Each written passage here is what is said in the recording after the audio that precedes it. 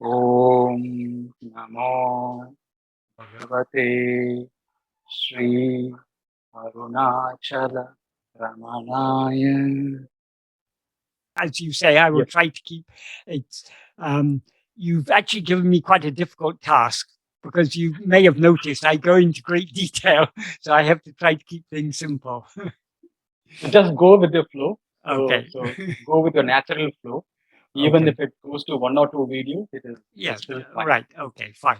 Just be with your natural flow, because that is when the grace of Bhagavan flows through. Right. So, Okay. so as I was mentioning in the email, Michael, Yes. I have organized the question Yes. in a framework of why, what, how, and who of Bhagavan's teaching. So these are each of the parts. So I'll go to the part one. Right. Part one is about why the spirituality. And the question is more in terms of, if we look at the human life in general, we are born, we go through a childhood, we go through education, and after education, people tend to get into the college, job, business, earn. Then people go into marriage, raise kids, and then uh, they imbibe the teaching of the kids also. They share how to raise the kids, etc. And finally, they die. So typically, everyone follows the same circle, right? And during the whole process, what we do is we all seek happiness, through multiple sources. We all seek comfort. We earn money to live a comfortable life. We want to be healthy. We want to be happy. We want to be secure enough. Uh, this is what it is. And we have God. We have beliefs, religious system. And if you see even the God belief system also, we pray to God seeking those desires to be achieved. Okay, I pray to God asking something. Yes. Okay, we pray to God for getting away from certain fears, or we pray to God for some hope. When I lack hope or faith, I surrender and I ask for hope. So this is a part of the life also. But the whole intent is to be happy, to be peaceful. All my job, business, family, kids, everything is surrounded around this particular part. And when we have all these things, there is no problem. We're all happy. Okay, it's nothing good about it. When there's a problem that happens, we wake up, we ask questions, etc. Right. Now, why this spirituality? And again, if you talk about why this spirituality, today again, people have made spirituality, whether it is yoga, pranayama, mindfulness, into a means of having a stress-free life, or making or improving the health, or being calm in the mind. And there are thousands of information that is available in the internet. There are thousands of teachers. There are thousands of YouTube videos talking about spirituality, various practices like mindfulness, kriya. We have self-inquiry of Bhagavan, Zen teachings, etc.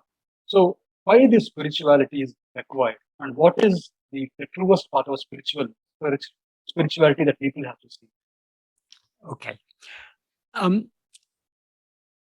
Jivas, sentient beings, are making efforts in so many different ways. Seemingly, if we look superficially, they're seeking different goals.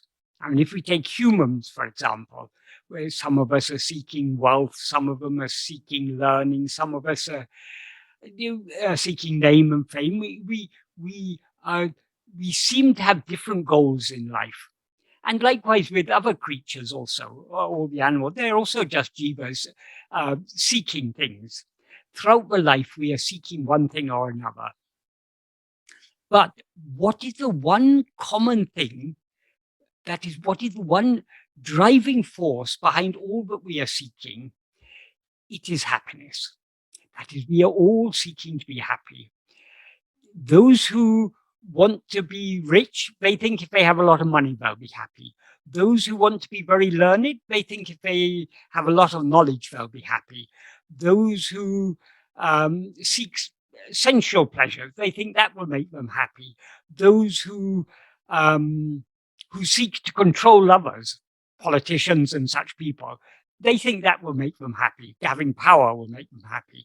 Some people want to do good to others. They think that if I do good to others, Why they want to do good to others? Because doing good to others makes them happy. So the one thing, whatever we are seeking, whatever, whether we are religious or materialistic, or whether we are, whether we believe in God or we're atheists, whether we are interested in art or in science or in whatever it is. People have so many different interests, sports or so many things. But for one thing that we are all seeking is to be happy. Why are we interested in these so many diverse things? Why is each person interested in different things to other people? Because whatever we are interested in, whatever we seek, whatever we desire those things because we think it will make us happy. Even at the most basic level, supposing we're living a subsistence living, we're very, very poor, and we struggle from day to day just to get enough food, clothing, and shelter to maintain ourselves and our family. Even then, we are still, if we earn sufficient for all our family to eat that day, we are happy. If we don't get enough, if we have to maybe sacrifice our food so that our child can eat, we are at least happy that the child eats, even though we are hungry. So we are all seeking happiness, from the richest and most powerful people down to the very poorest people. All are seeking happiness. Not only human beings, every sentient being, cows and dogs and sheep and horses and tigers and lions and ants and mosquitoes, all are seeking something. But one driving force is that we are all seeking happiness. And according to Bhagavan, the reason we are all seeking happiness is because our happiness is our real nature. If our happiness is our real nature, then why don't we experience happiness here and now? Because we are not aware of ourselves as we actually are. We now mistake ourselves to be a person. What we actually are is infinite happiness, infinite and eternal happiness. When we limit ourselves, the happiness we experience is limited. And when the happiness we experience is limited, we are dissatisfied. And nothing can satisfy us except infinite happiness. So however many desires we fulfill, when a desire is fulfilled temporarily, for a short time, we feel happy. But then again, the dissatisfaction sets in. Dissatisfaction is the very nature of ego. You say if everything goes well, we are happy, and we don't seek. We are never actually happy.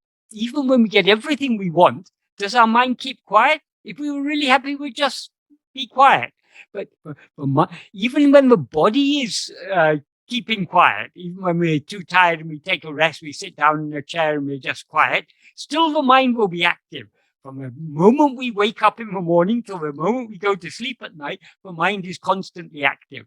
Even the sleep is interrupted by periods of dream because of the activity of the mind. So, why is the mind active? It is seeking happiness in this or in that.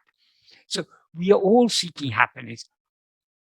Seeking happiness is not wrong, because happiness is our very nature, and to love to be happy is our very nature. So we cannot help but seek happiness. What is wrong is we are seeking happiness in the wrong place. We are seeking happiness where it doesn't lie. We think if I get these, if I had this, or if I have that, if I have lots of money, or if I have lots of learning, or if I have, we are seeking happiness in things that come and go. Whatever comes and goes is impermanent. And it cannot give us, it may seem to give us happiness. The reason it seems to give us happiness is if you have a desire for something, if you have a desire, say, to get a promotion in your job, so long as that desire, you've got the hankering desire in your mind, there's a dissatisfaction. Some person junior to you gets a promotion above you, you feel unhappy about it. But finally, the promotion you were hoping for comes. What happens then? your desire is satisfied, the hankering, the agitation of the mind that was caused by that desire temporarily subsides. So there is a partial subsidence of mind. To the extent that the mind subsides, to that extent, the happiness which is within you, the happiness which is your own real nature, shines forth. But we wrongly associate the happiness that we experience with the thing that we. I wanted a promotion that made me happy. So if I want to be still happier, I need a higher promotion. So on. So we are constantly, because we wrongly associate, we wrongly believe we are getting happiness. If we're very poor and we have 1,000 rupees and we find one day that we have 1,000 rupees, we feel very happy. Why? Because being poor is an unnatural state for us. Because our real nature is purnatvam, fullness, wholeness. There's nothing lacking. But when we don't have money, we seem to need money for survival. So when we don't have money, something that we feel we need, we don't have, that leads to a dissatisfaction. But not only are the poor people unhappy, even rich people, even the greatest billionaire, they want still more.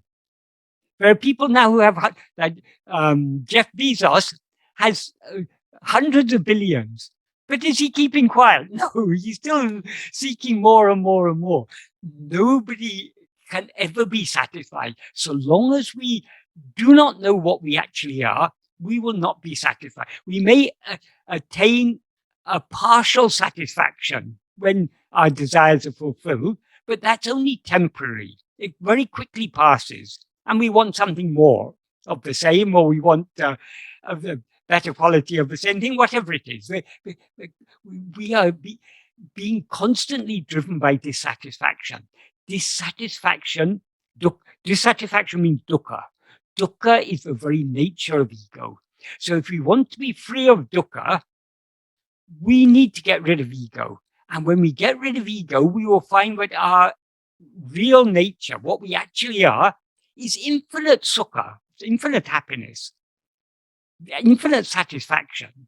So this is why all our efforts to attain happiness, whether from we are seeking, all our efforts till now we've been seeking happiness from things other than ourselves, whether it's from material things, money or property or things, or sensual pleasures, or even learning. Okay, that's maybe not a material thing, but it's objective. Whatever you learn, you're learning about things other than yourself. Even if we pray to God, but we want to go to heaven or we want to experience happiness, we're still seeking that happiness outside ourselves. There's not I haven't found happiness in this world, but in the next world I may find happiness.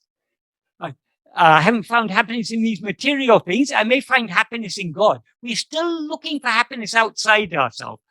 This is where we all go wrong. And the reason we need to come to spirituality is because all our endeavors, even our spiritual endeavors till now, we've been seeking out that happiness outside ourselves. If I know God, I will be happy. If I attain nirvana, I will be happy. If it's some state or something other than ourselves we are looking for. This is the mistake we are making. Bhagavan said, there is nothing to be gained but we do not already have. If we gain anything but we do not have, whatever comes will go. So we are not seeking anything that is impermanent. We are seeking that which is ever present, ever existing and ever shining. So something that we know already, but we are overlooking. What is that? That is ourself. We ourselves are the infinite happiness. Why we seem to be lacking happiness? Because instead of looking at ourselves, we're looking outwards. We're looking at things other than ourselves. And everything, all phenomena, all forms, all names and forms are things other than ourselves. We are the subject. Everything else is an object. Whether it is money or pleasures or learning or heaven or whatever it is, it's all anya, it's all something other than ourselves. So long as we are seeking happiness in things other than ourselves, we will never be satisfied. We can find happiness only within ourselves, because the only thing that is permanent, the only thing that is real is ourself. Supposing we go to we die and we go to heaven. That heaven that we are then experiencing, we weren't experiencing it before we went to heaven. So it's a temporary, it's something that has come. Whatever has come will go. It can't last. So even the highest heaven is not something that can last. It may be very nice while it lasts, but it is ephemeral. Everything is ephemeral.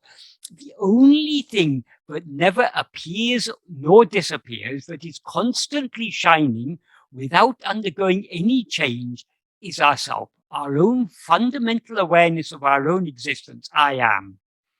So that alone is what is real. And that alone is happiness. So Bhagavan says, if you want to be happy, stop. There's no wrong in wanting to be happy, but look for happiness. Don't waste your time looking for happiness in the wrong place. Happiness does not lie outside you. Happiness lies within you. You yourself are happiness. Know yourself, and you will find that you are always infinitely happy. Right. So, in a nutshell, why the spirituality is nothing different from others seeking. The only difference, the major turning point here is, instead of seeking happiness outside, we seek happiness within ourselves, which is our true nature, the infinite happiness. The goal is same. The happiness. Outside means in anything other than ourselves.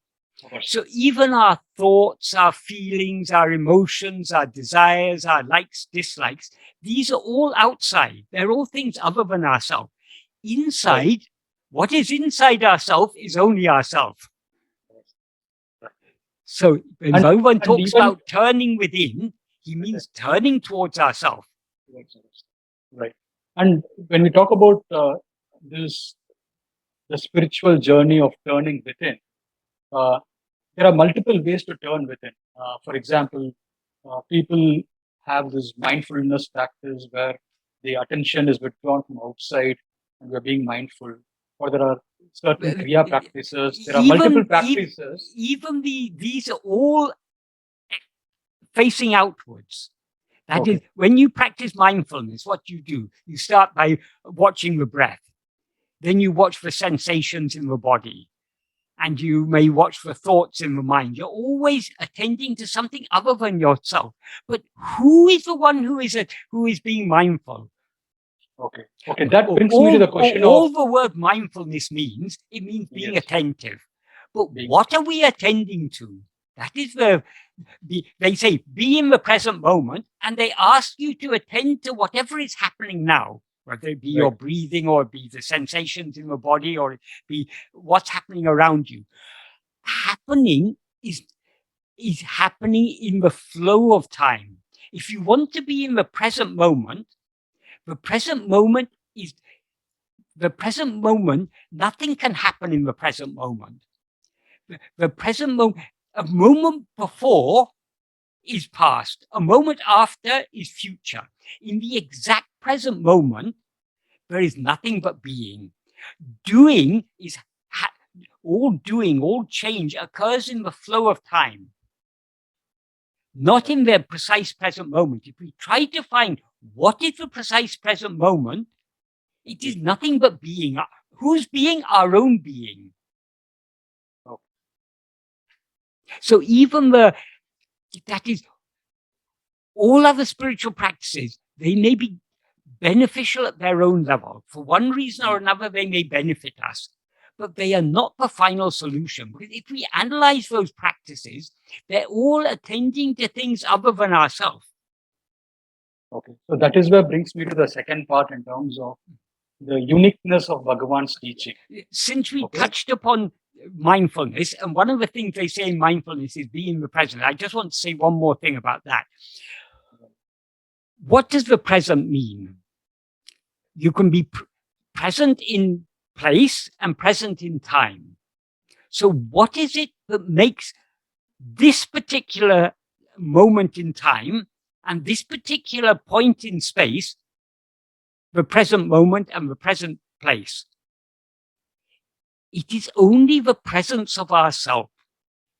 We are the presence that make the present appear present. So what you can find in the present moment and in the present place is only yourself. So long as you're aware of any change going on, so long as you're aware of anything other than yourself, you are caught up in the flow of time and you seem to be limited in a particular point in space.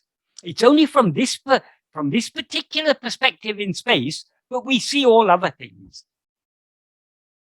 So we are the presence that makes the present moment present and makes the present place present. So if we want to be in the present, we have to be in ourselves. We have to be as we actually are. That is the truest place in the moment of ourselves. Yeah, yes. Bhagavan used to metaphorically refer to ourselves as a place, the place from which the thought called I arises. Of course, we are not he's using that term place, idam, in a metaphorical sense. It's not that we are literally a place, but why does Bhagavan refer to ourself, our real nature, metaphorically as a place?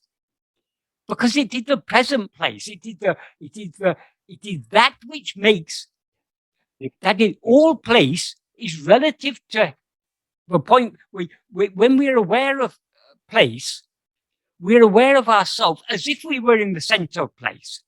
That is, everything, all other places, other than the place where we are, is something, has a relation to the place we are. So some places, like some places are far, some places are near. Some places are to the right or to the left or up or down or north or south or whatever it is. We have so many different directions, that is ways of describing the place of things, but they're all relative to the place where we are. So the place in which both place and time appear, that is what we actually are. That place is not a place in time or space. That is our own real nature. That is the fundamental awareness I am.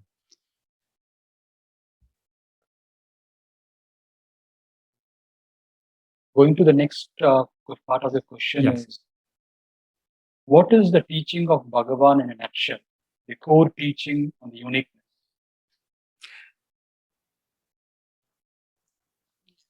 Who am I? To put it in the simplest possible term, why that is, Bhagavan isn't asking us to ask a question.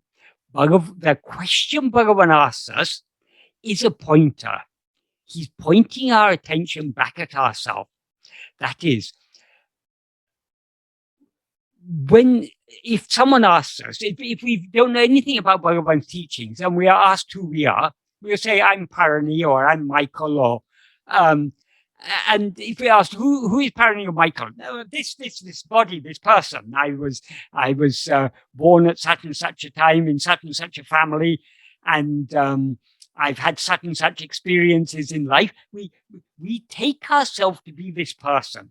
This person consists of what? Very simply, we can say body and mind. But if we analyze a bit deeper, that the body, that is this physical form we take to be ourselves. I am sitting, I am talking. So we are aware of this body as if it were ourselves. And there's this body, whatever body we take to be ourselves, is always a living body. Nobody has ever experienced a dead body as I. So there's the body and there's the life that is animating it. And we never experience a sleeping body as I. The body always seems to be awake. Whether we're in dream or in waking, the body we experience as I always seems to be awake. So in the waking state, in that body, there is a mind functioning, and there's an intellect, and there's a will. These five are called the Panchakosa, the five sheaths. That is the physical form of the body, the life that animates it, the prana, the mind that functions in it, the intellect that guides the mind, and the will that drives the intellect. That is our likes and dislikes and so on. This is what makes up the person we seem to be. This person is something that appears and disappears. We are aware of ourselves now as this person, this particular body. But in dream, we're also aware, we seem to be the same person, but it's actually a different body. Because supposing in dream we receive an injury or something, we wake up, we find we don't have that injury. Or we may be injured in the waking state, but we dream that we have no injury. So the body is different, even though the other sheaths may seem to be the same. But these are all things that appear and disappear. In sleep, we are not aware either of this body or of the dream body, nor are we aware of the prana or of the mind or of the intellect or of the will. We are only aware of our own existence, I am. So since we are able to be aware of our existence, of ourself, without being aware of any phenomena, no phenomenon can be what we actually are. So we cannot be this mind, speech, or body. Moreover, if we think deeply about it, all these things, this body is an object perceived by us. The prana, the breath, and the other physiological functions, they're all objects perceived by us. The mind, consisting of thoughts, perceptions, emotions, and so on, these are all objects known by us. The intellect, the workings of the intellect, the judging and discriminating and reasoning, all these functions of the intellect are all things experienced by us. They're objects. Likewise, our desires, our likes, dislikes, desires, attachments, hopes, fears, these are all things that are perceived by us. They appear and they disappear. They're things other than ourselves. And the seeds that give rise to all these likes, dislikes, desires, and so on are what are called vasanas. Vasanas means inclination. Even those inclinations are other than ourselves. Sometimes I feel inclined to work hard. Other times I feel inclined to take rest. Sometimes I feel inclined to eat. When I've eaten enough, I no longer feel, I feel aversion to eating. If you ask me to eat anymore, no, thank you, I've eaten enough. I'm feeling full. So the inclinations are changing.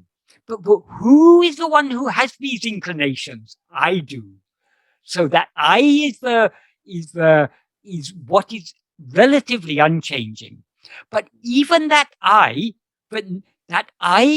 now experiences itself as I am Palani, this bundle of 5 sheaves, or I am Michael, or whatever. That I appears in waking and dream and disappears in sleep.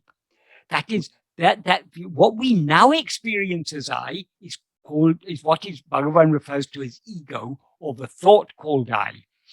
It is a mixture of the fundamental awareness, I am, what we actually are, mixed with adjuncts. All these 5 sheaths are adjuncts.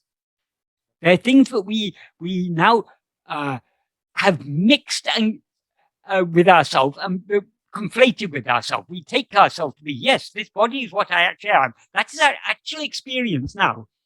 When we say I am sitting, we are taking the body to be I. When we say I am breathing, my body is digesting food and so on, we're taking the prana to be I. When we say I see, I hear, I touch, I taste, I remember, I think, all these are the mind we are identifying with. And when we say, when we reason and judge and so on, we are identifying ourselves with the intellect. When we say, I like this, I don't like that, I want this, I don't want that, I hope this, I fear that, all these we are identifying ourselves with these 5 sheaths. sheaths. But none of these 5 sheaths are what we actually are, because all these things are constantly changing. But we are, and that is the fundamental awareness of our own existence. I am is unchanging. So now we have a false awareness of ourselves. We are aware of ourselves as something other than what we actually are. So this false awareness of ourselves, the awareness I am this body, this is what is called ego, or the thought called I. As I say, this is a conflation or a mixture of that fundamental awareness of our own existence, I am, which alone is what is real, mixed and conflated with adjuncts. We now take ourselves to be these things. So what we actually are is only that fundamental awareness, I am. So how to get rid of this false awareness of ourselves? How to get rid of, now we're aware of ourselves as something other than what we actually are. How to get rid of this false awareness?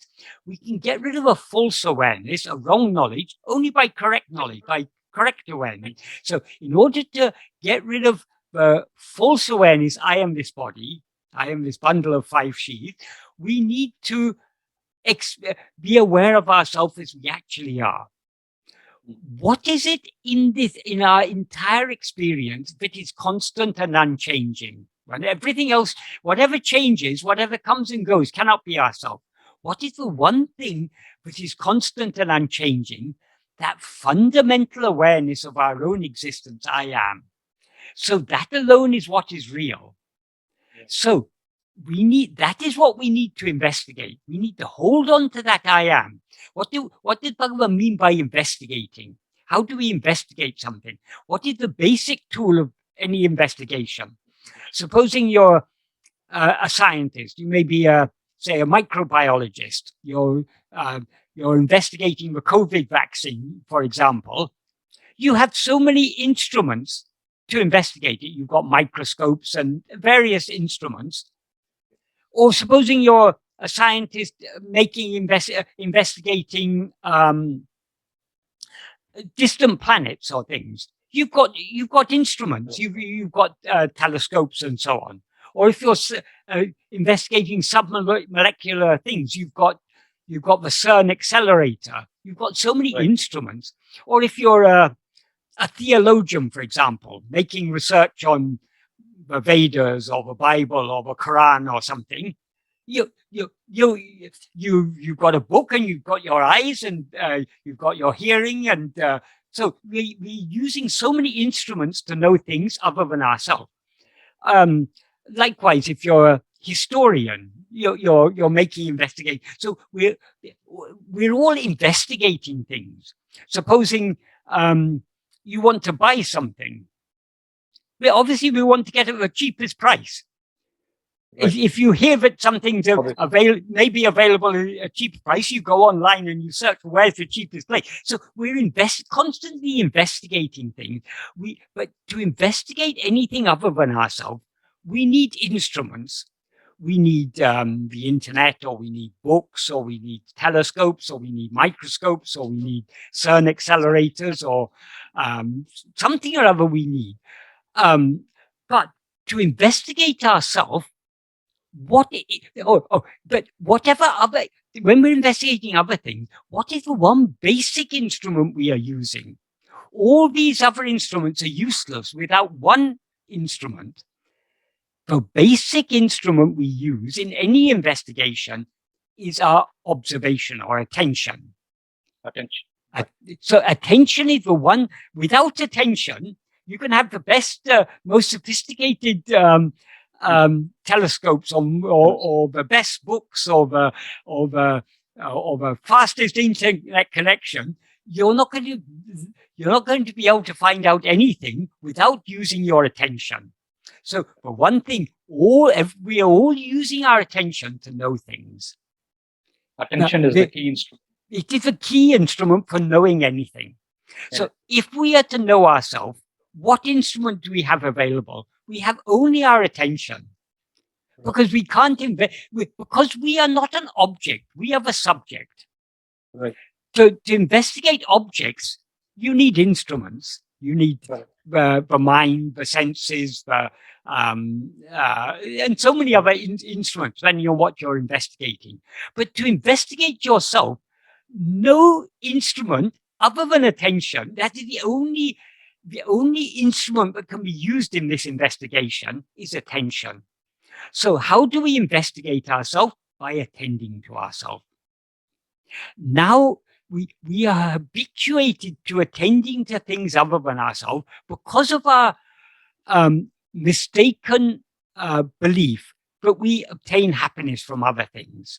So why do we? Our attention is going outwards in search of happiness. Now the attention that we've been using up till now to attend to things other than ourselves, we need to use to attend to ourselves. But other things are all relatively gross. All objects, even the subtlest of objects like likes, dislikes, desires, thoughts, feelings, and so on, these are relatively subtle compared to things like computers or houses or cars. But even the subtlest objects, they're things other than ourselves. And each object we can distinguish from each other object. We can tell the difference between a horse and a car and a house and an elephant, and because each object has certain features, certain forms that we distinguish. We distinguish this from that. Even the subtle objects, like the thoughts and the feelings and the emotions and the likes and the dislikes, each have certain features that we distinguish it. I have a liking for this, I have a disliking for that. So we are able to distinguish all these things, one thing from another. These are all, that is why all things other than ourselves are called forms. It doesn't mean they're gross physical forms. They have features that one thing you can distinguish from another thing. But so it seems so easy for us to attend to any object. But now we are being asked to attend not to any object, but to the subject. This is something altogether more subtle, because there's nothing that is, the subject has no form of any kind whatsoever. As Bhagavan says, ego is a formless phantom. So we are trying, but though it has no form, though it is not distinguishable from anything else, it is still something that we clearly know. We always know I am. There is never a moment when we are not aware of our own existence. So we need to try to, we are always aware of our own existence, but though we are aware of our own existence as I am, because of our interest in other things, instead of attending to ourselves, we're attending to other things. And so we are self-aware, but negligently self-aware. We are not attending to ourselves, we're attending to other things. So instead of being negligently self-aware, as we generally are, we need to be attentively self-aware. So this is, Bhagavan's path is extremely simple, but it's also very subtle. So we need to think deeply about what he's taught us, and we need to understand what he's saying. And how can we learn how to be self-attentive? The only way to learn, that is, we read Bhagavan's teaching. Bhagavan has given us lots of pointers. But we cannot learn to be self-attentive until we try to apply it in practice. When we start, we're going to stumble a bit. Like when you start to learn to ride a bicycle, someone may have explained to you, or you may have read, all about balance, about the center of gravity and so on. But when you try to apply all that you've learned in theory, you're not immediately able to get on a bicycle and start riding. You wobble and you fall. But slowly, if you persevere, you gradually get the hang of it. And after a few weeks, you're easily able to cycle, and you wonder how you were not able to cycle before. It's exactly the same with this part of self-investigation.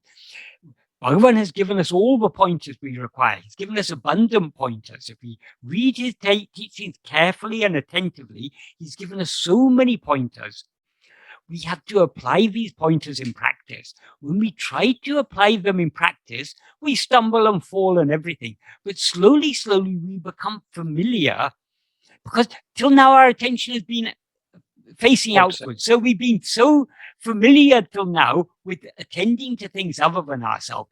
When we begin to practice this, we slowly gain familiarity with our own existence as something distinct from all these other things. Okay, we still experience ourselves as I am this body, but we're able to recognize more clearly now, though I seem to be this body, I'm aware of myself as something in some way. I'm something distinct from this body. This body is an object, I am the subject. So we begin to, that separation begins to take place.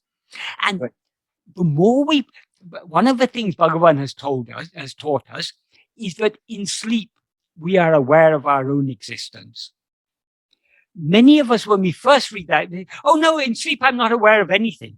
Yes, it's true, we're not aware of anything, but though we are not aware of anything, we are aware of our own existence. That is, we are not aware of anything in the sense we are not aware of any phenomena, but we exist there and we are aware of our existence there, just as I am. We're not aware of any objects. We're aware of just of our own being, our own existence, our own awareness. So if we think about it, reason it out, yes, we must have been aware in sleep, because when we wake up, we know that we have been in a state in which we were not aware of anything. How can we be aware of the fact that we were in a state in which we were not aware of anything if we had not been aware in that state? Supposing sleep was a state of complete non-awareness, there's absolutely no awareness in sleep, we would not be aware of any gap between successive states of waking and dream. But we are clearly aware. No, they're not just two states, waking and dream, there's a third state, sleep. In waking and dream, I'm aware of phenomena. In sleep, I'm not aware of any phenomena. So we are clearly aware of the existence of a third state in which we existed without being aware of anything. That means without being aware of any phenomena. So we were aware in that state. We can understand this conceptually, and it's very important to understand this conceptually at the start, but it becomes more and more clear to us the more we put this we put this self-investigation into practice. The more we are self-attentive, the more it becomes blindingly obvious to us that yes, in sleep I existed and I was aware of my existence. I just wasn't aware of anything else. So that is where brings a question, because you brought this dream state, waking state, and sleep state. So when you practice this self-enquiry, where we pay attention to ourselves, and so rather than paying attention to the various phenomena which is object during the waking state, I pay attention to the subject. Which is myself. Okay. And even in the dream state also, there is a dreamer and there is a phenomena that is there. Because there is also a presence of ego. There's a dream state. But in the deep sleep state, or the natural sleep state, where there is just the self-awareness in existence without any of the phenomena. That is our pure awareness, or that is the state of our pure I am. That is our fundamental awareness. Now, when I compare that particular state with the practice that I do in the waking state, I pay attention to the subject, because in the deep sleep state, there is no subject nor object. There is nothing. There is just the fundamental awareness. But here, the waking state, though I still use the word that I'm paying attention to the I am, that I am is a subject here. Now, if you have to put it in diagrammatically, right, the bigger circle is the fundamental awareness, and there is a circle called subject. There are multiple circles called objects or phenomena. So I see three different things. No? There is an object, there's a subject, and there is a fundamental awareness. And my understanding is, the more I pay attention to the subject dissolves completely, and what shines forth is a fundamental awareness called I am. There is something called beyond I am, which is beyond subject, which is called I am. So my job or my practice during the waking state is to pay attention to the subject. Yeah. And one more reason to ask this question is because when I read the practice answer which Bhagavan has given, he says, when other thoughts arise, one should not pursue them. They should inquire, whom am I? Yeah. Whenever thought comes. And thereupon, if one inquires, who am I? The mind will go back to its source. And I understand here when he says mind, he talks about the root I, the subject I, which goes back to the source. So my understanding is, okay, when I do a practice, I'm still paying attention to the subject. The more I pay attention to the subject called I am, the subject dissolves and goes into the source. The source is the fundamental awareness called I am. Yes. Okay. Yes. Yeah, you're correct in that. But to understand this more clearly, we need to understand the relationship between subject and object and the underlying reality. That is, objects appear in the view of the subject. So objects depend for their semi-existence upon the semi-existence of ourself as the subject. The subject means ego. This adjunct mixed awareness, I am this body. So in waking and dream, we have this fundamental duality of subject and object. We are the subject. Everything experienced by us, including the person we seem to be, everything is object. But now we experience objects only so long, as Bhagavan says in verse 4 of Uḷḷadu Nāṛpadu, Uruvam Tānayin, Uļḷu Paramatran. If oneself is a form, the world and God will be likewise. If oneself is not a form, who can see their forms and how? So it's only when we experience ourselves as this form consisting of 5 sheaves, but we are aware of other forms. Right. So the subject is that which is aware of itself as I am this body, this form of 5 sheaves. So when we are investigating, so as I said earlier, the subject is a mixture of what is real and what is unreal. What is real is only that fundamental awareness of our own existence, I am. That is Satchit. Right. It is now mixed and conflated with adjuncts. Right. So it is Chit, Jada, Granti. It is not formed by this conflation, this mixture. But so ego is a mixed awareness. But in this mixed awareness, what is real is only the fundamental awareness I am. So what we need to do is to try to hold on only to that fundamental awareness I am. Though we say we are investigating the subject, we are not investigating the adjuncts, because these adjuncts are extraneous. They're all anya, they're things other than ourselves. Though they seem to be ourselves, they're actually, we're aware of them as objects. So we are trying to attend to the essence of the subject. What is the essence of the subject? It's only that awareness I am. So though we seem to be attending to the subject, to ego, what we are actually attending to is only that fundamental awareness I am. Supposing you see a rope and you mistake it to be a snake.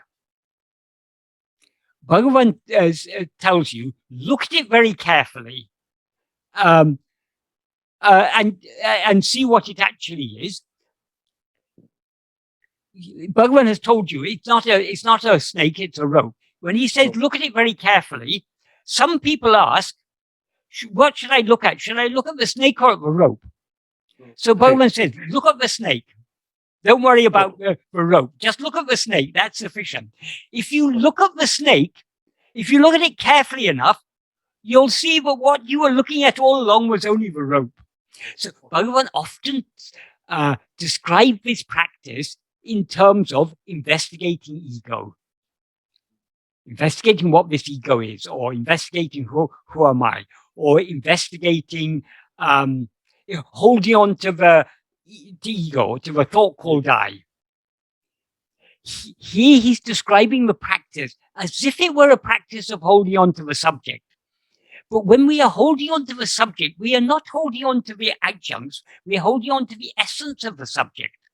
That's why in Maharshi's Gospel, in one place, Bhagavan says, in your investigation into the source of the aham vritti, you take the essential chit aspect of the aham vritti. He explained, aham vritti means the I thought, the ego, the thought called I.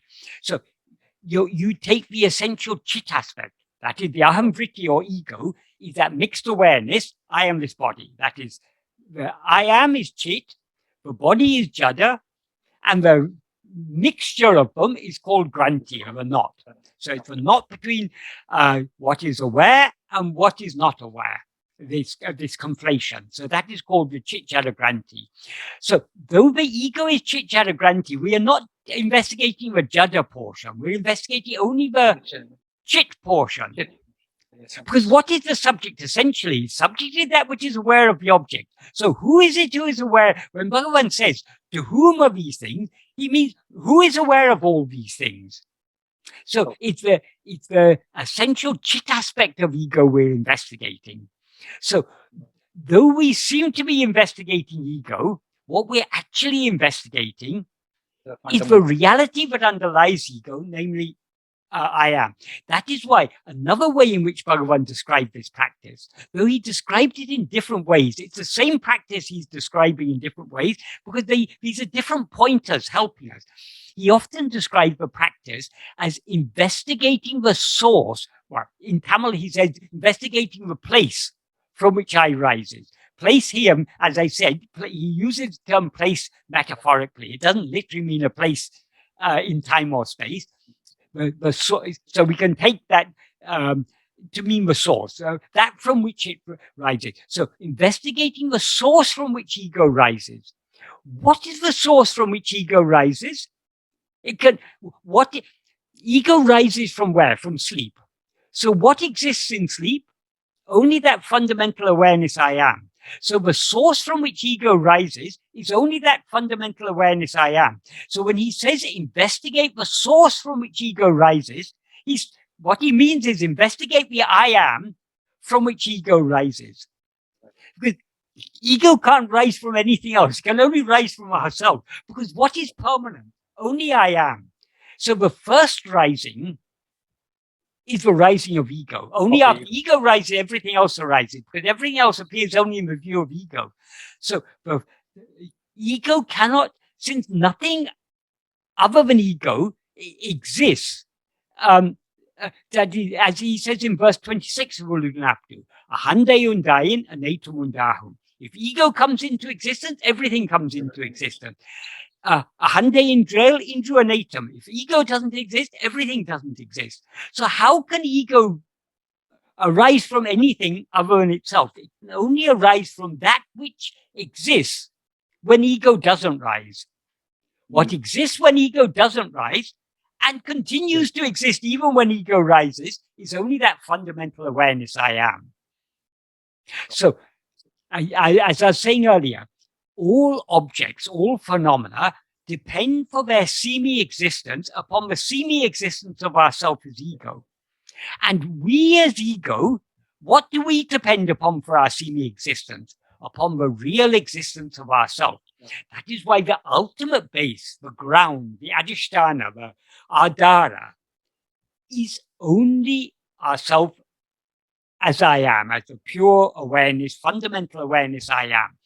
From this fundamental awareness I am, rises this spurious awareness, this chittapasa, the semblance of awareness called ego, which is aware of itself as I am this body. And so Bhagavan has also... there's another very important point to understand here.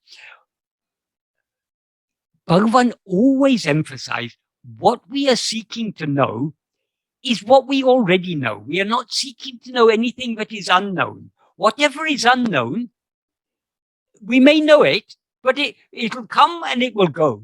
We are seeking that which is ever known, which is ever shining, which is Swayam Prakasa. That is only I am.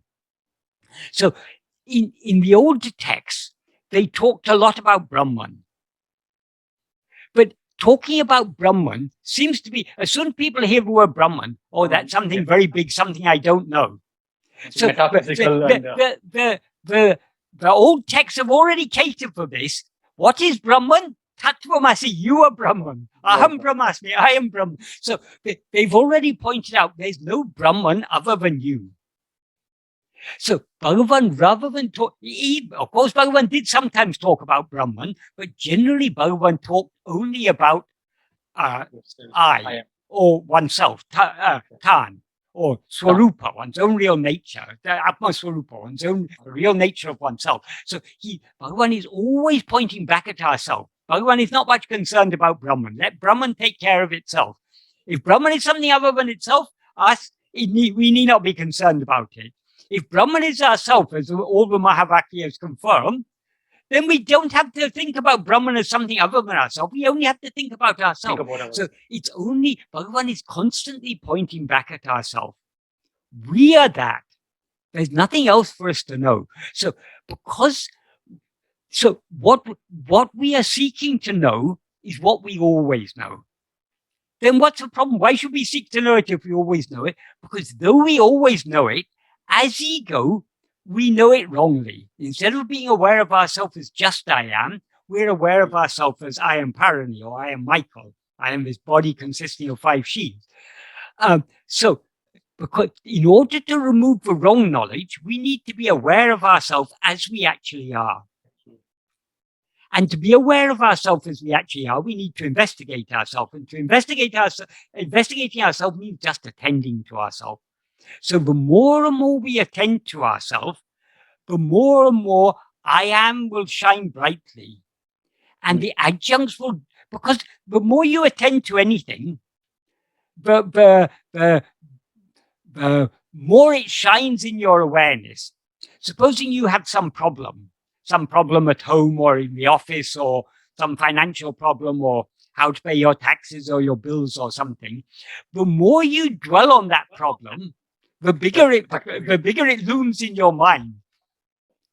It takes up a lot of energy. Yeah. So whatever we attend to, the more we attend to something, supposing you're very interested in, say you're interested in sport, supposing you're passionate about cricket, the more you watch cricket, the more you think about cricket, the more you talk with your friends about cricket, the more it's very important that cricket becomes a very important part of your life. And if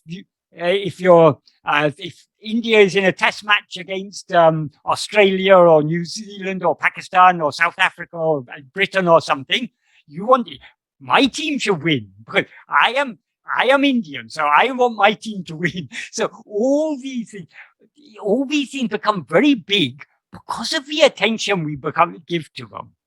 If you're not interested in cricket, okay, it's nice that someone tells you, "Oh, today India's won the cricket."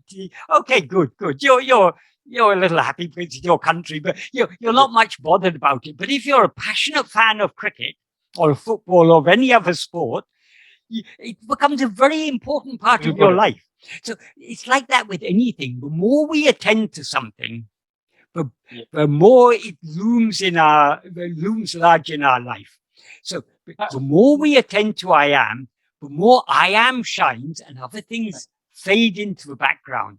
So this is what brings me actually, you brought this question. Can I just finish, please? Can I just finish? So this is why the more we attend to I am, the more I am shines clearly, the adjuncts drop off. That is what is called the subsidence of ego. That is, the adjuncts no longer seem important to us, because what is real is only I am. So the more we cultivate this, that is the basic instrument is attention. But we attend to that for which we're interested. So we must be passionately interested in knowing who am I. We must have that love to know who am I. Yeah. And the more we attend to ourselves, the more that passion will grow. That passion to know who am I, that is what is called bhakti. And that is why Bhagavan said, bhakti is the mother of jnana. We must be passionately interested in what we sit down to attend to ourselves. And very quickly we find our mind has gone away to other things. Why has it gone away to other things? Because we're interested in those other things. Because we take those other things to be real. We take them to be important. So that is what I think we need to shift our interest away from all other things, back to having a passionate interest in knowing who am I. And I think this is what, because you brought a very interesting example which I had in the mind about cricket, and because last week I was watching a match, yes, India versus England, and see, what happens is, like, when you watch a match, when you're passionate about it, you don't try hard to be attentive because you're passionate about it. And, yes, it's very easy. It's very easy. It's very natural. You sit, you watch continuously. It is for 6 hours. Yes. 6 hours. You don't try to concentrate. Yes. You don't try to pay attention to it. It is so effortless that your attention is only focused on that, and you are not bothered about anything. Right. See, I didn't practice something to watch the match. Yes. It was very effortless. Yes. And same goes for a week back. I was watching a series on Netflix. Yes. And I started watching from evening 6 p.m. till next day morning 6 a.m. Yes. It was 12 hours. Yes. And the whole attention was engrossed in that particular series. Yes. That I didn't pay attention to my body. I didn't pay attention to my sleep or anything else. It was so effortless. Yes. And I was wondering, if I sit in for inquiry for 30 minutes, in 10th minute itself, the thought comes, okay, should I get up now, or maybe should I do it later? or sometimes you start doing it, okay, no, let me do it right now, let me sit, whatever it is. You doze off to sleep. So the kind of interest that the outside things like cricket or the movies, for example, right? The people can go and sit in the movies for 3 hours without being disturbed by mind, and their attention is completely sucked into the movie, effortlessly, naturally. We wish we had that kind of passion for self. Nobody goes to the cinema and complains. I mean, if you go to a cinema and watch an interesting film, you don't complain, or my mind was being distracted by other thoughts. Exactly. You're wholly absorbed in that because it's so interesting for you. Interesting. That is why Bhagavan said, Bhakti is the mother of jnana. That is the key to success in this path, is that love. That we must be really interested. We must be more interested in knowing who am I than we are in anything else. But isn't that interest, like how does that interest come, Michael? Because the interest depends on that, as you said, there is a vasana or inclination. How did your interest in cricket come? By abhyasa. Abhyasa, right. Because by practice. Because when you were a small child, you didn't know anything about cricket, but you grew up in a culture where cricket. It's a big thing in India, cricket. So, so you would have played cricket with your friends at school. Your father may have been interested in following the cricket or whatever. So, by association, by the sangha, then you had cricket sangha, and as a result of a cricket sangha, you cultivated that interest in it. So it's a mixture of the company you kept, the sangha, the satsanga, but in that case it's cricket sangha, and as a result of that sangha, you developed that interest, and you allowed your mind to dwell on that. The more your mind dwelt on it, the more the interest grew. It's like that with anything. So that is why satsanga is so important. Satsanga, people think, means a group of people sitting together. That is a type of satsanga, but that is not. That is the grossest form of satsanga. Even going and sitting in Bhagavan's presence, even that is a relatively gross satsanga.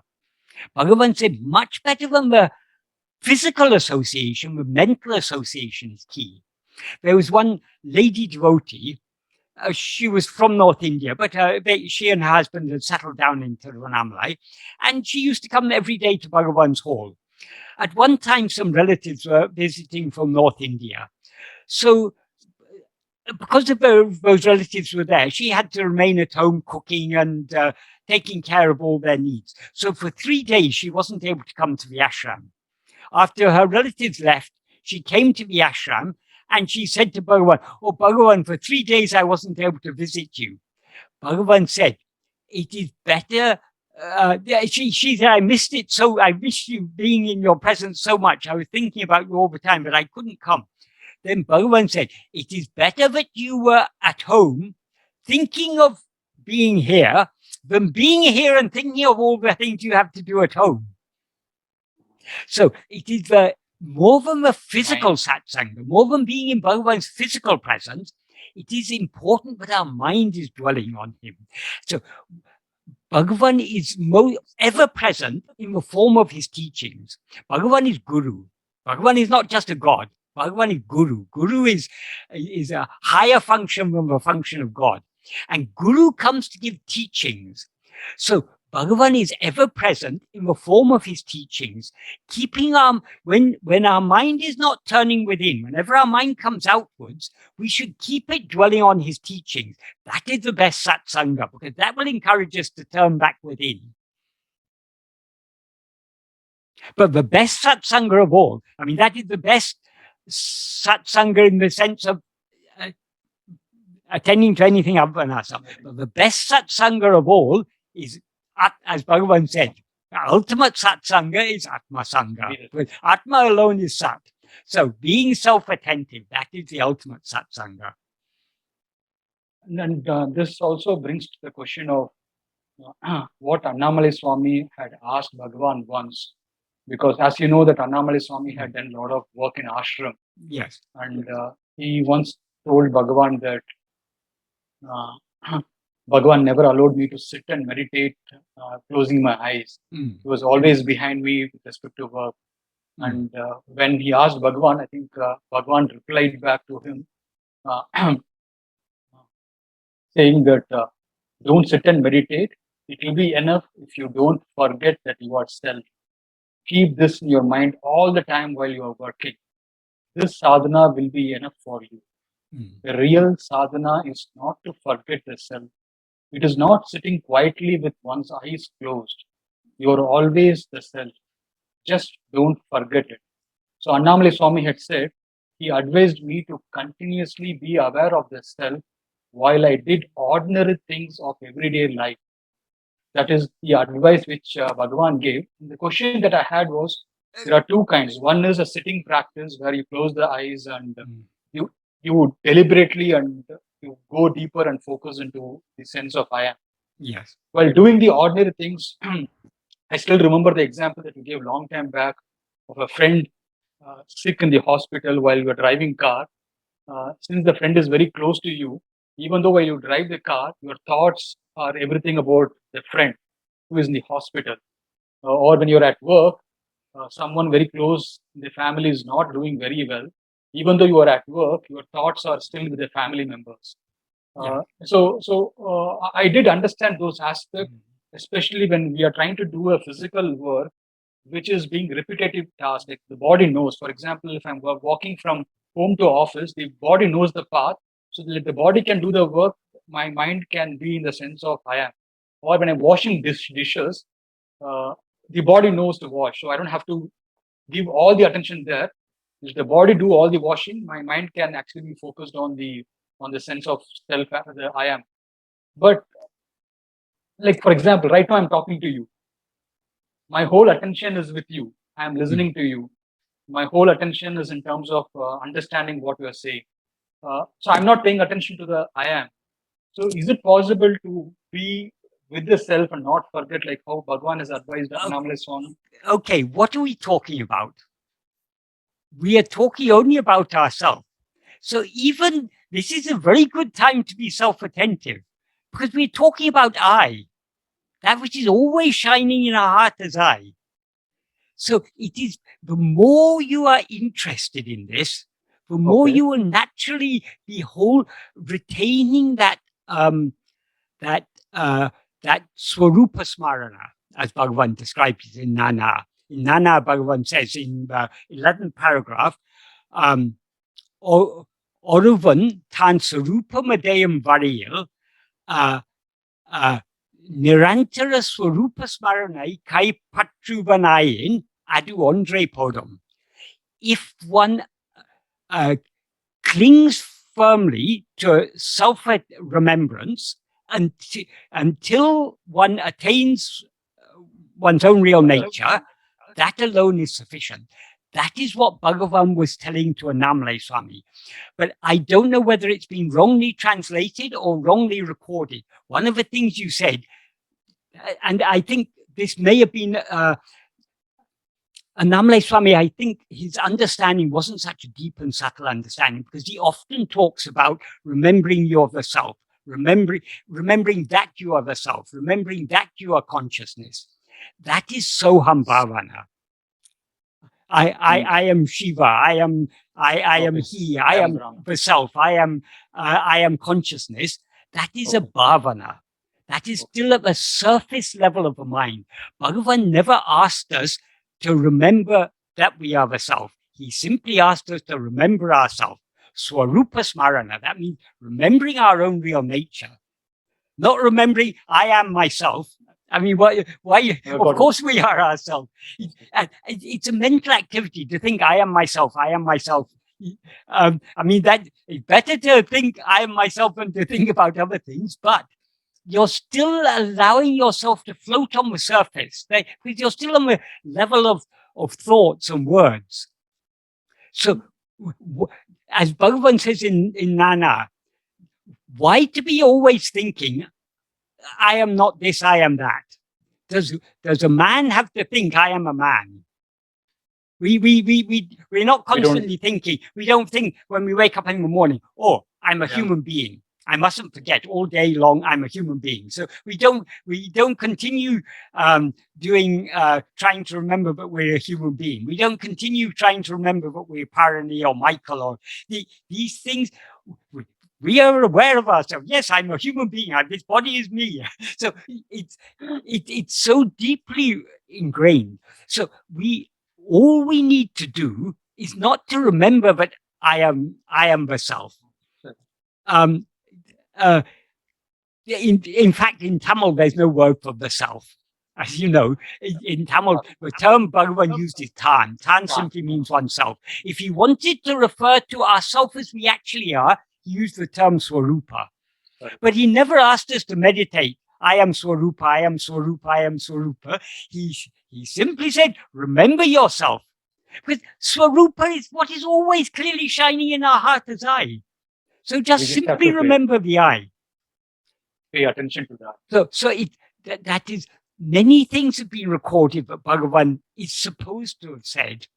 But if we are first we should read Bhagavan's original writings. Not even the question and answer version of Who Am I? The original essay version that Bhagavan himself wrote. Because when he wrote it, he refined it. When he rewrote the questions and answers as an essay, he refined it. Of course, the question and answer is a very useful set of question and answers, and except for a few things here and there, they're very reliable.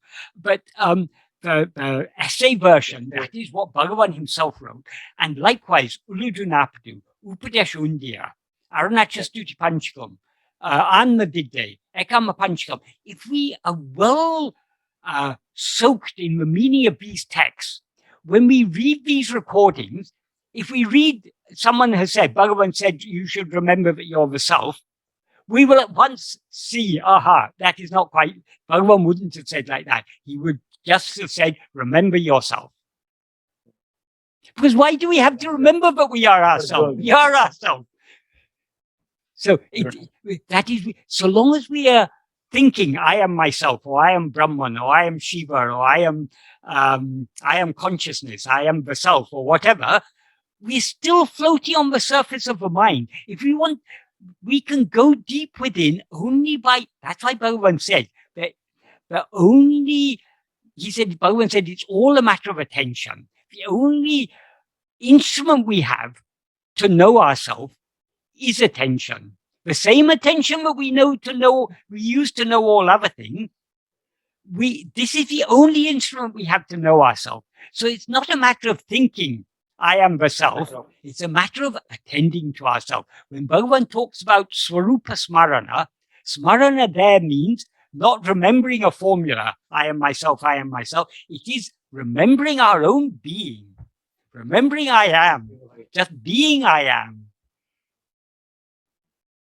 And being in the state, being I am, Yes. being oneself, though that we do it as a sadhana and as a practice, Yes. But as we transact with the world, with people around, there are a lot of triggers in terms of emotions. Yes. For example, you come across anger, suddenly it Yeah. outbursts. Suddenly you come across anxiety. Yes. There are some intense emotions also, loss in a Yeah. family, which can Yeah. bring in deep kind of grief. Yes. So during that particular time, how do we, even if you want to pay attention, you're not able to do it because that full of that emotions are so strong, especially anxiety, right? You get anxiety about something which is not happening the way you want it. Yes. Or the anger, someone triggers you. Yes. The anger comes out. Only after the anger has passed out, you know that, okay, I shouldn't have been angry. Yeah. But you get completely involved into the anger and it goes away. Yes. That time you're not able to inquire it. Right. So Okay. it goes away. Okay. How do you manage this emotion? Okay. We need, these are all these, we become angry when something, when something that you desire, when that thing is taken away from you, or something that is something adverse happens to that, you become angry. Bhagavan said all the kama, krodha, lobha, moha, all these that is passionate desire, anger, all these six passions, or whatever they're called. I can't remember now what they are. The delusion, all these things. Bhagavan said they all arise from the first of all these is desire. It's when we get angry, when what we desire is something happens to it, or it's taken away from us, or something. We get fear. Fear comes from desire. If you have no desire, if you've got no desire, no likes or dislikes, nothing will cause you to, even death you'll not be afraid of death. Why do we fear death? Because we desire to live. So it all comes from desire. And desire comes from our like, that is all these are grosser manifestations of desire. And desire is a grosser manifestation of our likes and dislikes. That is, first you see something. You see something and you like it. But you can like something without wanting it for yourself. You may see, for example, the latest model of car or something. You see it, oh, it looks very nice. But you don't actually, you're not so particular about cars, so you don't actually desire it. But some people, they see it, oh, that's very nice. I want that. So desire comes out of liking. Liking is more subtle than desire. So we can stop things at the stage of liking. Okay, I like this car, but why should I desire it? If I desire it, then I'm not going to be happy until I get it. And in order to get it, I have to work hard, and I have to save money, and then I have to have the expense of running the car, and I have to pay the insurance, I have to pay the fuel bill or something. Though yes, I like the car, but I can do very well without it. So we can stop, and we can stop the liking becoming a desire. Underlying the desire, underlying the liking, the likes and dislikes in their subtlest form are what are called vasanas, the inclinations. So the vasanas are what appear as likes and dislikes. Likes and dislikes are what give rise to desire and aversion. Desire and aversion are what give rise to all the other passions, the anger, the fear, the pride, the jealousy, the delusion, all these things. So these are grosser manifestations, but the subtlest of all is the vasanas. So supposing supposing you allow yourself to be swayed by a vasana, it grows into a liking. You see the car. Oh, I like this car. If you dwell on that liking, it will grow into a desire. If you dwell on that desire, it becomes very strong desire. I will not be happy until I can get this car. So there are different stages of development of the vasanas. Right. Supposing you've developed a strong desire for the car, and then you go to Bhagavan and tell Bhagavan, I'm very restless. I really want this car, but I don't have enough money for it, and I can't rest until I get it. Bhagavan will then tell you, were you happy before you saw that car? You'll say, yes, I was happy enough. So that desire is something, you were happy before you had that desire. Now you've got that desire. The desire is making you unhappy.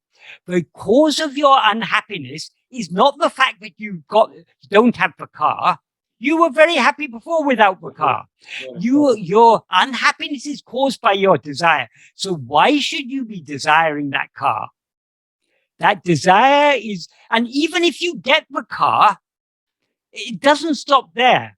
You're going to see next year, you're going to see a better model. Better model, exactly. And you're going to want something like the iPhone. Some years ago, the latest model was iPhone 6. Everyone wanted iPhone 6. Then iPhone 7 came and everyone wants iPhone 7.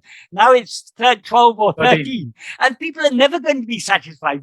This Apple have got a very, very nice marketing technique. Because the iPhone 6 is a perfectly good phone. But when you see your friends have got iPhone 7 or iPhone 8, you want a better one. And when you get that better one, then another model comes out. So this is the nature of desire. Bhagavan said there's no bottomless pit as bottomless as the pit of desire, the bottomless pit of desire. However much you try to fill it, it will never be filled. You will never be satisfied.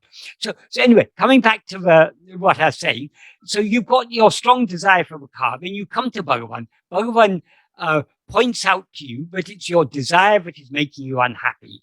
So you think about it and you think, yes, what Bhagavan has said is right. So desiring this car is foolish. Why should I'm perfectly happy I was perfectly happy before without this car. Why should I want this car? Or why should I want this latest iPhone? So you use your discrimination and you curb your desire. But still, though you've curbed the desire, the liking still lingers there. I like the latest model of car or the latest model of iPhone. So the sooner we can curb the growth of a vasana, the more efficacious it will be at weakening that. Supposing you curb the desire, but still whenever you see a nice new model of car, you have a liking for it. And if you allow yourself to dwell on that liking, it will again grow into a desire. So you need to curb that liking. So why should you allow your mind to think about cars? So you try to curb the liking even in its seed form. You try to crush the serpent in its shell. Before it rains. Okay, got it. So the sooner so this is why the practice of self-investigation is so efficacious. Because what is the challenge when we're practicing self-investigation? Vishaya vasanas are constantly rising. Those Vishaya vasanas are our inclination to attend to things other than ourselves. If we cling fast to self-attentiveness, we are thereby cutting those Vishaya vasanas at the very root, at the very source. As Bhagavan says, by vicharana, you should destroy the vasanas then and there in the very place from which they arise. That means as soon as the inclination to think of something other than myself arises, hold fast to self-attentiveness. Don't allow yourself to be swayed by that. If you allow yourself to be swayed by it, you have to bring your attention back. The further you allow yourself to be swayed by it, the more you're getting carried away by that. So by the time you've developed a very strong desire, it's very difficult to control at that level. But if you control it at the nascent level, at the point where it actually sprouts, then firstly, it's easier to control it at that level, and also it's more efficacious because you're cutting it down over. Supposing you control your strong desire for a new iPhone or a new car or something, still your mind will be hankering for that. That liking will be there. So you're struggling at a very gross level. Cut it right at the root. As soon as the inclination to think about cars or iPhones arises, stop thinking about it. Don't even allow that thought to develop, that rising of that vasana to develop into a liking. So I can't remember now what your question was, but you were asking about how to deal with the strong things like bereavement and anger and all these things. We need to become very skillful in this art of self-investigation. The more we practice this, the more we will be curbing the vasanas. The more we curb the vasanas in their starting point, the less they will tend to develop. And there are things that happen in our life that do cause us. Like if someone who's very dear to us passes away, we feel the loss, we feel bereavement. I mean, it happens to all of us. We've all experienced this at some time in our life. And it's natural. But the more we cultivate this practice of self-investigation, of self-attentiveness, the less, though the bereavement, the feeling of loss, the feeling of sadness will be there, we'll be less deeply affected by it. We'll be able to maintain our equanimity. Okay, now is the time. I've lost someone very, very dear to me. I am going to experience that loss. I am going to feel sad about it. But let me not be too carried away by this. It'll pass, like everything else. We've lost people in the past. When we lost them, it seemed the worst thing that our whole life seemed to collapse around us. When someone really dear to us, someone really, really dear. For me, Sadhu Om was very, very important because I learned so much from Sadhu Om. So when he suddenly passed away, it was a great, great loss for me. But as time passed on, that is, time heals all wounds. So even the wound of bereavement, it passes after some time. After some time, I came to understand, Bhagavan brought Sadhu Om into my life for my benefit up to a certain point. But then for my further benefit, he took Sadhu Om away. So that rather than me constantly questioning him, I now have to ask all these questions within myself. I have to find the answers from within myself and from Bhagavan's own text. So it internalized me more. So whatever happens, it may seem to be the greatest disaster in our life when it happens, but after some time we come to see, even that was for my good. So, but in order to maintain, our aim is to be, that is, if we are truly following this path of self-investigation, we will be able to maintain equanimity amidst all the ups and downs of life. Sometimes favorable things happen, seemingly favorable. Things we like happen. Sometimes things we don't like happen. We need to maintain our equilibrium in the midst of all these things. That state in which that is one, it's not the etymological meaning of samadhi, but it's often said to be that samadhi is that state of samadhi. Di means the mind or intellect. So that state in which we are not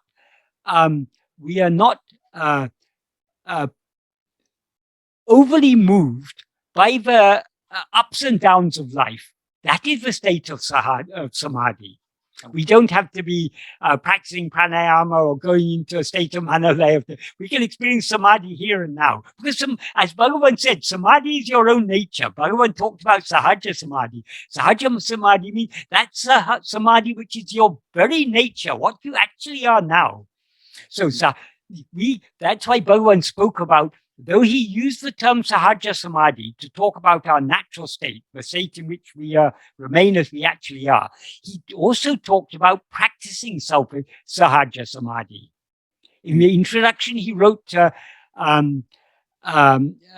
his Tamil translation of Drikdrisya Viveka, he spoke about sahaja samadhi parakatal, by the practice of sahaja samadhi. That means maintaining that equilibrium in the midst of our day-to-day life. And how do we maintain that equilibrium? He gives there. He says, he expresses it very beautifully. Tannaye, oneself alone, bahyanta drishti vedamindri, without the distinction of inside and outside. Epodam, always. Nadam, investigating. Sahaja samadhi parakatal. That is, by the practice of sahaja samadhi, which is always investigating only oneself, without even the distinction of the difference of inside and outside. That is, so long as our attention is we're attending to other things, we're told to attend to turn within. So long as there's an outside, we need to turn within. But if we are attending to ourselves so keenly that even this distinction, that distinction no longer matters. Once we are turned within, we left the distinction of inside and outside behind us. So that's a very beautiful. So Bhagavan expects us to practice sahaja samadhi. Okay, we may not be able to be holding on to that constant self-attentiveness that Bhagavan is talking about there, but at least by this practice of self-attentiveness, as much as possible, we begin to come close to that state of equanimity, in which the ups and downs of life, pleasant things will happen in our life, painful things will happen in our life. That is the nature of life. It's inevitable. But we will be less agitated by these things, less perturbed by these things. And you mentioned about anxiety. We'll be less anxious about things, because the more we practice this, the more we recognize that what is actually real is only I am. Everything else is just a passing show. Why should we be anxious about anything? And also, the more we practice this, the more deep faith and trust we will develop in Bhagavan and his teachings, because we'll be experiencing the efficacy of his teaching from our own experience. So we will then remember that whatever, as Bhagavan said, what is to happen will happen. What is not to happen will not happen. However much you try to prevent what is to happen, it's not going to. You cannot prevent it. It's going to happen. So we're free to want to stop things happening that are destined to happen. We're free to try to stop them. We're free to try to experience what is not destined to happen. We're free to want to and to try to, but we cannot change anything. What is to happen is going to happen. It's all happening by his will for our good. So the more we get a deep conviction, which will arise as a result of our practice of self-investigation and self-surrender, the less anxious we will be, the less we'll be perturbed about these things. Yes, okay, life has its ups and downs. Good things happen, bad things happen. So what? The one thing that is real is only I am. And with that kind of conviction, understanding, how do we take because when you are living day-to-day life, there are times where you have to take certain decisions, whether it is a career decision like changing job, or a decision with respect to marriage, where you want to shift from one part of life to the other part, or relocate to a new place. There are certain decisions which have to be taken. And those decisions comes with a lot of things, with your understanding, intellect, with multiple factors into place. So there are questions, have I taken a right decision or a wrong decision? If I've taken a wrong decision, what is the outcome? So even if I have to surrender, I can pray to Bhagavan saying that, okay, this is the scenario, this is what is happening. So how do we go about it? But how do we take a decision? Okay. When we take decisions, what is the instrument we're using? We're using our intellect. Yes. We weigh up pros and cons. Yes. But yes. Our intellect, what is driving our intellect is our will. That is because I like this, therefore I judge this is better than that. So our intellect is that is each of the 5 sheaths is subtler and therefore more powerful than the preceding one. So they start, when enumerating the 5 sheaths, they start with the grossest, the body. Subtler than the body is the life. Subtler than the life is the mind. Mind here means the grosser functions of mind, the perception, memory, emotions, all these things. Subtler than these grosser functions is the intellect. The intellect is the judging, reasoning, and everything. But subtler than the intellect is the will. And often the decisions we make by our intellect are colored by our will. We make our decisions according to what we like. We may think, oh, I made a very rational decision. I decided wisely. But actually, it's because of our likes and dislikes is what influences it. We can see that even, for example, one of the disciplines that requires the greatest use of the intellect is philosophy. There are so many philosophers from time immemorial. There have been so many philosophers. They have argued different. Each philosopher has chosen a certain philosophy and decided that philosophy is the correct one. If you ask a philosopher, they will say, why do I believe in this philosophy? Because it's the most rational, it's the most reasonable philosophy. And they'll have lots of arguments to support it. But then why equally intelligent philosophers come to wildly different conclusions? Because what we decide to be the truth is according to our likes and dislikes. So some philosophers, for example, are materialists. They believe only in the material world. That is because they've got a liking to believe in the material world. They've got a liking to believe in science, and there's nothing beyond science. So, but other philosophers will question what is the metaphysical basis of science. And there is one of the cultures with the richest philosophical traditions in the world is India. So many different philosophies there were. There were the Charvakas, there were the various different Buddhist philosophies, there was Jains, there was the Nyayas, the Vaiseshikas. So, I mean, they enumerate the Charvakas 4 types of Buddhism, Jain, these are the Nastika philosophers. And then the Astika philosophers are the Nyaya, Vaiseshika, Sankhya, Yoga, Purva Mimamsa, and Vedanta. But within each of these, take Vedanta, for example. This is 1 among 12. But within the Vedanta, how many different types of Vedanta are there?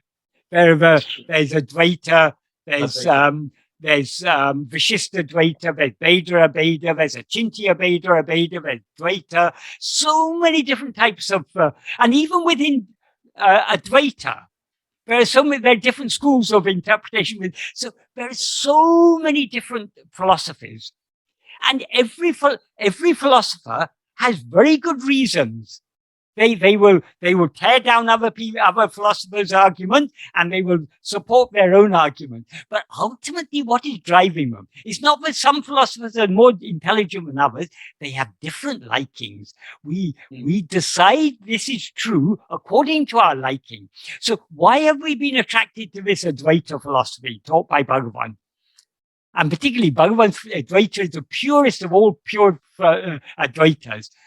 But also the most radical and the most deep. Why are we attracted to this? It's not because we've got a superior intellect.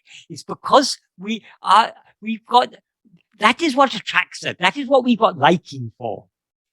So what is driving the intellect is the will. ultimately. So anyway, you're talking about when, just like we make decisions about what is true and what is false, which is the job of a philosopher. I mean, we're all philosophers to a greater or lesser extent. We're all deciding this is true or this is false. We hear conspiracy theories, but they're trying to, this G5 is they're trying to control the minds of people, or this vaccination, this COVID vaccination. The government has put something in this COVID vaccination in order to control people. I mean, all sorts of wonderful conspiracy theories are there. If we want, we can believe these theories, but most of us are a bit more reasonable, and we trust in science. But even that, why do we trust in science? Because partly we're using our intellect, but our intellect is being influenced by our will. So there's so many different types of decisions we're making in life. What to believe, what not to believe, what to do, what not to do. So when it comes to what seem to us major decisions in our life, whether to change our job, whether to get married or not get married, whether to marry this girl or this girl, or whatever, whether to have more children or not have more children, whether to send our children to this school or that university. There's so many decisions that seem to us to be very, very important in life.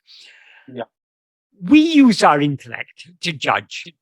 So, supposing you have a daughter, and in Indian culture, it's your responsibility as a father to arrange the marriage of your daughter. You want to arrange a marriage that will make your daughter happy.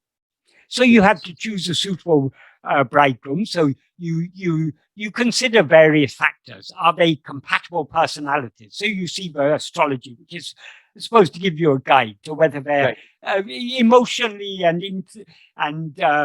personality-wise, whether they're compatible or not.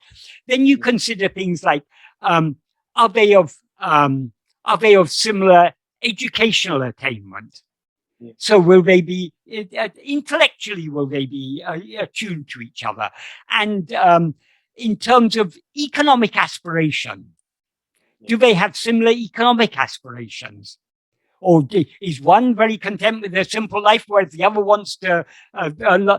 So you have to consider various factors. But ultimately, what will decide? You'll also consult your daughter. I mean, at least nowadays, past parents may not, but nowadays they will also consult their daughters. Now, do you like this boy? And if she says yes, I like this boy, and if you also like him and you feel he's an appropriate one, then you make that decision. But ultimately, whatever decision you make is according to prarabdha. Your daughter is destined to be married to a certain person. And whether that marriage is going to work out well, it's going to be a happy marriage or an unhappy marriage, that's all predetermined. So you may make what you consider to be the best decision. And you may also have listened to your daughter, and she may also have agreed with you. Yes, this is the person I want to marry. How it turns out is according to destiny. Supposing sometimes marriages don't work out. Sometimes marriages are not so happy. What are you to do? Are you to regret? Are you to beat, I made a wrong decision. I should have chosen someone else. There's no point in deciding. Ultimately, what you do, supposing you have made a wrong decision, supposing you're deciding this is a suitable boy. If it's not your daughter's destiny to marry that particular boy, some obstacle will come in the way and it won't work out. Yes. The fact that it worked out meant that is her prarabdha. So like that with all decisions in life, of course, so long as we feel ourselves to be the doers, we feel we have to make decisions. So let us just make decisions in the ordinary way. We use our judgment based on our intellect and our will. We try to come to what we consider to be a good judgment. Is it good to take this new job offer, or should I stick with my own job? My old job. If I take the new job offer, it means I have to relocate. It means disturbing my children's education. And then my wife may be working and it will disturb her work, and she'll have to look for another job. So we weigh up all these things and we consult others. We consult those who are going to be affected by our decision, and we try to arrive at what we consider to be the best decision. And when all the family agree, yes, this is the best decision, then we decide on that. And it's all ultimately, we cannot decide anything that is, we cannot do anything that is against prarabdha. If our decision is a wrong decision, it will be obstructed. It was our decision, it was our destiny to make that decision, but the outcome was destined to be something else. So we don't have to be too concerned about this, particularly when we've understood that according to Bhagavan, whatever happens is according to destiny. Whatever is to happen will happen. And whatever is not to happen will not happen. Nothing can happen that is not destined to happen. So we need not be too concerned about this, because we've got a responsibility as a husband or a father or a member of the family. We may have to make a decision about our elderly parents or about parents-in-law. What would be the best? And now they're not able to manage on their own. Is it better to bring them here to my house, or will that not be so suited to them? What would be most suited to them? They may be of very independent type. They may not like to come. So we try to arrange some suitable place for them to live, where they can live a semi-independent life, where we can keep an eye on them and tend to their needs, but we let them maintain their independence. So there's so many decisions we make in life. We can't avoid making decisions. It's the nature of life, but we make them. We can, firstly, we try not to be selfish in our decision making. We try to consider others. Who is going to be affected by our decisions? Is our decision good not only for, that is, we may think we know what's good for us, but what's good for us may not be good for others who may be affected by our decision. So firstly, we should be very considerate when making any decisions. We should consider all the other people. We should also try to make wise decisions. We shouldn't do anything rash. You shouldn't, if someone tells you, if you invest or put all your savings into this investment scheme, you'll get this is sure to win. You'll get a very good return. And out of greed, we do that and we lose all our money. So we shouldn't be rash. We need to be sensible. We need to be not driven by greed, not driven by selfishness. We need to consider the interests of others and what is best for them. And we make our decision accordingly. Ramana, we leave it to Bhagavan. That is, Krishna says in Gita very nicely. He says, you have adhikara to the action, not to the fruit thereof. So decision making is a type of action. We have the right to make the decision. The fruit, as soon as we made the decision, the outcome is in Bhagavan's hands. So we always have to surrender the fruit to Bhagavan. That is, we make decisions trying not to be selfish, trying to be reasonable and sensible, and considering the interests of all other people. And then we make the decision and leave the result in Bhagavan's hand. If Bhagavan considers that to be the wrong decision, he will find some way of obstructing it. If it is the right decision, that you cannot, no decision can fructify unless it's in your destiny. So what is destined to happen is going to happen. We just have a seeming role to play because of our sense of doership. But who is this I who feels I have to make this decision? Who is this I who is thinking, should I do this? Should I do like that? Even that I, we should surrender. How do we surrender that I? That is this. Bhagavan has very clearly told us in the 13th paragraph of Nāṉ Ār. He's packed everything in there. I won't start from the beginning. I'll start from the third sentence. In the third sentence, Bhagavan says, when that one Parameshwara Shakti is driving all karyas, why should we, instead of yielding ourselves to it, be constantly thinking it's necessary to do like this, it's necessary to do like that? That may seem to imply that we shouldn't make any decisions. But right. Okay.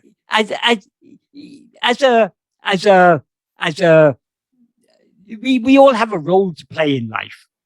We have a family, we have a job, we have parents, we have children. So we have certain function in life. According to our function, making decisions is unavoidable. When Bhagavan says, why should we be constantly thinking it's necessary to do like this, it's necessary to do like this, what he means is, don't give too much thought to them. He says, make a reasonable decision and leave the result to Bhagavan. Yield yourself to Bhagavan. Ultimately, if you really don't know what to decide, Bhagavan, you make me decide the right thing, and leave it to him and decide something. And if that's what Bhagavan wanted you to decide, it's the right thing. If it's the wrong thing, you need not worry about it, because it cannot happen unless it's destined to happen. So we need to more and more yield ourselves to that.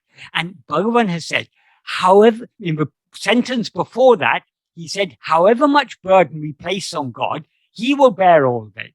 So even worrying about whether I should make this decision or that decision, okay, we seem to have a role to play. It seems to be necessary for us to make a decision. Let us not give too much thought to it. Let us give the minimum thought to it to arrive at a reasonable, reasonable decision, reasonable both from a rational point of view and from a point of view of considering others. And then we leave everything else to Bhagavan. And in the first sentence of that paragraph is the key to understanding the whole paragraph, because in the first paragraph, Bhagavan explains to us how do we yield ourselves to God. Anma-chintane tavira, vera chintane kalambavadku, satram idum kodamal, atmanishta paranai irripade, tanne isanuku aripadam. Being Atmanishta Paran, without that, one who's firmly established as oneself, without giving even the slightest room to the rising of any thought other than Atma-chintana. Atma-chintana means thought of oneself, literally, but it implies self-attentiveness. So in other words, we should cling to self-attentiveness so firmly that we thereby give no room to the rising of other thoughts. Other thoughts can arise only. They arise in our awareness, so they can arise only when we attend to them. If we don't attend to them, there's no room for them to arise. So if we cling so firmly to Atma-chintana, to self-attentiveness, there'll be no room for other thoughts to arise. And by clinging firmly to self-attentiveness, we are thereby being Atmanishta Paran. And that, Bhagavan says, that alone is Tanai Isanuku Alipadam. That alone is giving ourselves to God. So that is how we surrender ourselves to God.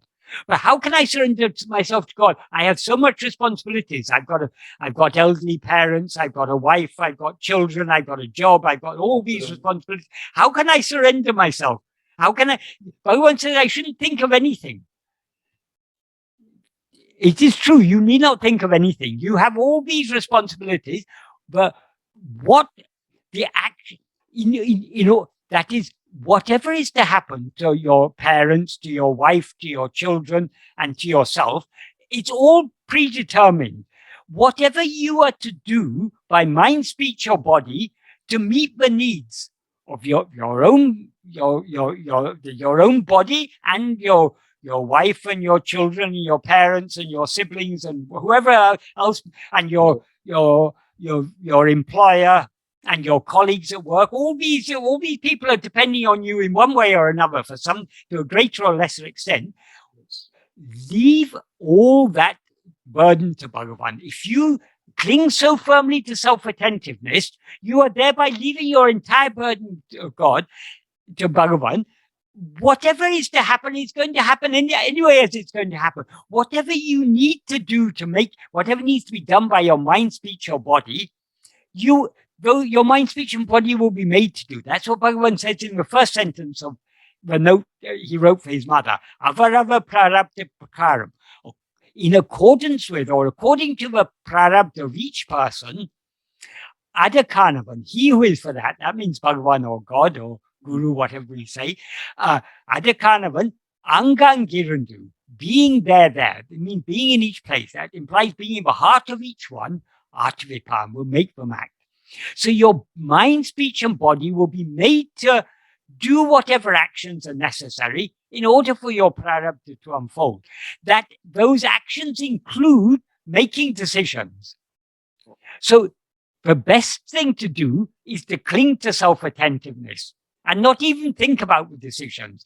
But in practice, most of us are not able to cling to self-attentiveness so firmly. So we allow ourselves to be swayed by our Vishaya vasanas. Our attention comes outward, and therefore we're aware of ourselves. I am Parani. I have got elderly parents. I've got a wife. I've got children. I've got a job. I've got so many responsibilities. At that level, make the decision with minimum attention and leave the rest to Bhagavan. Return to your self-attentiveness. Beautiful. So with self-investigation and self-surrender, each is a support to the other. To the extent to which we surrender ourselves, to that extent we will be able to cling to self-attentiveness. To the extent to which we cling to self-attentiveness, we are thereby surrendering ourselves. The more we surrender, less the agitation of the mind. Yes. We'll be able to hold on to ourselves more and more. Exactly. And as you said, the more we do self-enquiry and attentiveness, we will reach a state of samadhi kind of a thing, wherein we will not be perturbed by any kind of decisions that we make. Exactly. But we shouldn't think of samadhi as some big state to attain far ahead. Here and now, by maintaining equanimity, not being perturbed, we are beginning to practice that sahaja samadhi. For true sahaja samadhi is practiced only by clinging firmly to self-attentiveness. But to the extent to which we surrender ourselves, to the extent to which we remain unperturbed by whatever is happening, we are beginning making small steps towards that practice of sahaja samadhi. And that is the only real samadhi, Bhagavan said. All this nirvikalpa samadhi is just a state of manolaya. It's not, that is no big deal. That is of no benefit. But this maintaining that equanimity in the midst of ups and downs of life, by means of self-attentiveness and self-surrender, this is the true practice of samadhi. And that samadhi is nothing other than yourself, because our natural state is just being perfectly calm and unperturbed. It all comes down back to our own self. Yes, exactly. I think it is really wonderful to hear all this teachings. There are no more questions. Just the last one, final one. Yes. Which is more than a question. It is about truly understanding who is Bhagavan. How can one be open to his ever-flowing ocean of grace? Bhagavan this life, to be honest, Michael, such a blessing that we are all under the orbit of Bhagavan and his teaching. And sometimes you get a feeling that you might have done so much of punya karmas in the past that Bhagavan has come and taken us in his lap. And what can we offer him in gratitude? Okay. Who is Bhagavan? No one can and how can we know who is Bhagavan? No one can express it so beautifully and so clearly as Bhagavan expressed it. Ariyati tara jivara dahavari jaguhayil arivairami paramatman Aruṇācala Ramana. Aruṇācala Ramana is that Paramatma that but Rami means it exists blissfully, or it revels, or it rejoices, or it how to say it's delights, or but it implies that blissful existence.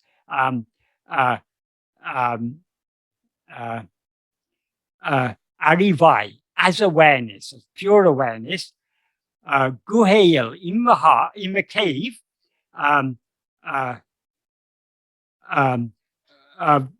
Ahavarijema, of the heart lotus, of Ariyadi, beginning with Hari, beginning with Vishnu, Itara Jiva. Itara Jiva means all the different jivas. So in the heart of Itara Jiva, Itara Jiva do, in the heart of all those different jivas, that which is existing blissfully as awareness, that Paramatma that is existing blissfully as awareness, that is Aruṇācala Ramana. That is the first two lines of that verse. Then Bhagavan gives us how to know that ourselves, how to experience that ourselves. Then the most important word in this verse, Parival, or the most important phrase, Parival Ulam Uruha. That means with heart melting with love. That love is the key. Heart melting with love. Nāṇ Ār, that sublime supreme, that's Aruṇācala Ramana, Andidu Guheyan Guhe, in the cave where that sublime absolute, where that sublime supreme lives, dwells, that means in our own heart, Andu, reaching or attaining or reaching that heart, Arivam Viri, the I that is awareness, in other words, the jnana kan, the eye of awareness, Tirava will open. In other words, we'll be aware of ourselves as we actually are. Tirava, Nijamai, Nijam Arivai, you will know this truth. Adu Veliyam, it will reveal itself, it will come out. So, Bhagavan, we need to turn within with heart-melting love and merge back into the source from which we've risen. That's the cave in which he is dwelling. So that is how that all of Bhagavan's teachings are included in this verse, and he's revealed to us who he really is. Who is Aruṇācala Ramana? He is nothing but our own self, existing blissfully in the heart of in the cave of our own heart. There was more to your question than that. You had asked a bit more than that. I was, the other part was more in terms of like having Bhagavan in the life is the biggest blessing that one can ask for. There's nothing to ask much more than that. How do we give back our gratitude to him? What do we offer to him for such a love and compassion that he has been showing by bringing him into our life? I think in Kaivalya Navanitam, and certain other texts, it's at the end the disciple, I mean, these are just ways of saying it, that after the disciple attains that state, they ask the Guru, what can I do to express to repay or express my gratitude? Remain in that state always. So, if to put it in another way, if you want to